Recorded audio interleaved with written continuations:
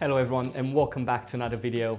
For those of you who are new to this channel, so far I've been making videos on finance, entrepreneurship, psychology, so a bunch of different things. Mostly because I've been trying to figure out exactly what I would like doing videos on. So what I would like to talk about today is how the first 4 months have been on YouTube and what are some of the things that have been going quite well and I've been enjoying. What are some of the things I've been struggling with and they've been quite hard. So the way that I decided to structure this video was by first talking a bit about the journey so far, how many videos I posted, what platforms have I tried to post on, what are some of the analytics, the type of videos and content. And from that, I would like to go into some of the things that I found quite difficult to deal with and that I personally struggled with, both from a technical perspective, but also from a psychological perspective. And then I would also like to talk about some of the things that I have learned in these 4 months and some of the things that have been going quite well and I have enjoyed. So let's begin.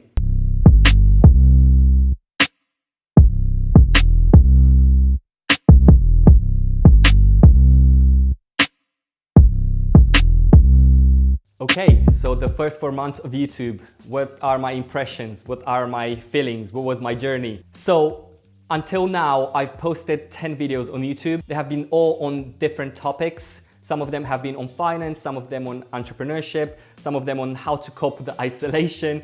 So a lot of different things. And this has mostly been because I've decided to jump straight into it and try to make videos rather than just thinking about it too much, which I always tend to do, and try to figure things out while I'm doing it. Thinking about the progress I've made so far, so I have 174 subscribers in the 4 months that I've been doing it.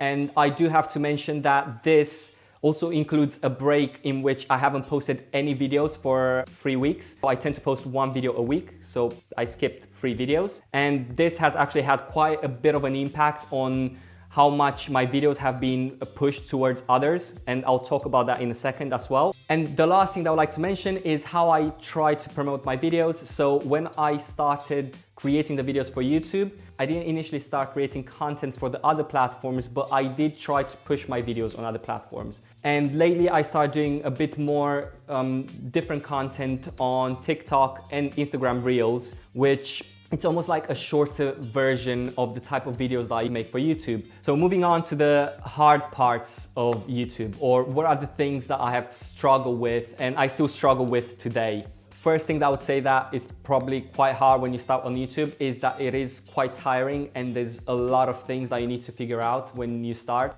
And that includes the way you need to film in order to make it more cinematic, more engaging, more dynamic, the way you need to edit, and that it will take a lot of time. There's some people that love doing it because that is the moment when you can actually bring to life whatever you recorded, especially if you're not necessarily just doing kind of sitting down and being filmed, but you also try to include maybe some scenery and you want to add a bit of different music and create more of a storyline to it. So that's where everything comes to life.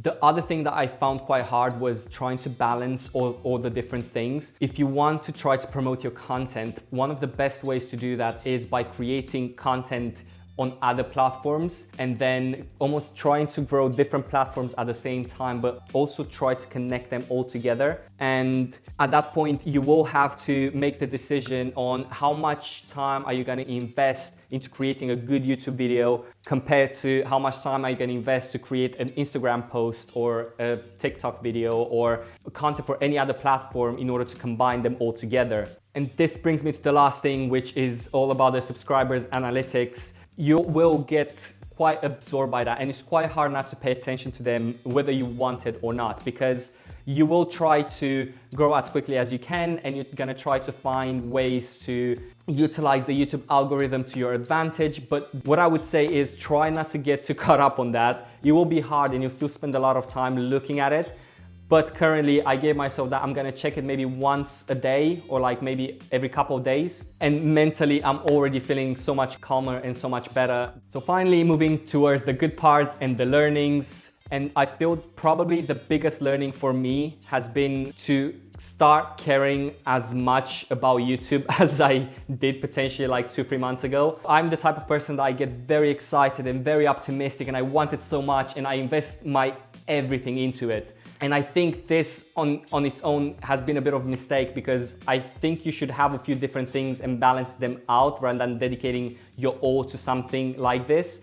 At least it was for me. I found it quite difficult. Lately, for example, deciding to dedicate a short amount of time to YouTube and also focus on the other platforms, and then starting to do some online courses. So just trying to balance a few different things for myself personally has been great. And I think it's also given me a bit more time to think about the kind of content I would like to create and the way that I would like to present it to everyone else. And going from this, creating a different type of content, I think another thing that I've learned was to be a bit more selfish. And what I mean by that is, when trying to create something or doing a kind of video, is not to focus so much on analytics and trying to make things that are necessarily trending all the time so I can grow quicker. And because I found it so draining, and looking back at my videos, I don't think they're that bad. I don't think they're that good either. But personally, I don't really enjoy them, and I did not enjoy the process of making them, which I think if you're starting something like this is so important, that you're able to talk about something that you enjoy and you're able to do it in the way that you enjoy it. One of the things that I've learned and I'm very happy about is the process to make a full video. So I think the filming process and the editing process, I found that knowledge so valuable, and I feel like I can see now, even looking at a movie, for example, I'm just noticing things in the way that's being framed and filmed and the lighting and all those things. I feel that I just have a much better understanding of it. Obviously, I'm still an amateur and there's so many things that I don't understand. But considering where I started 4 months ago, I am miles away from that. So in conclusion, 4 months of YouTube, I found it quite difficult, and I think that's also combined with the fact that it has been a lockdown and I haven't had my standard job to just kind of keep me going and have a bit more of a structure to my day. I learned that I need to do a lot more of the things that I enjoy doing, especially when it comes to YouTube. The topics will be the same. I will still talk about psychology. I'll still talk about entrepreneurship. I'll still include a few things from my daily life. I will try to document more. I want to discuss more interesting ideas, more interesting concepts. So I think that's going to be something that will make me find my niche on YouTube, being able to discuss things that I find interesting, and hopefully you guys will find interesting as well. Thank you so much for watching, and I will see you next week.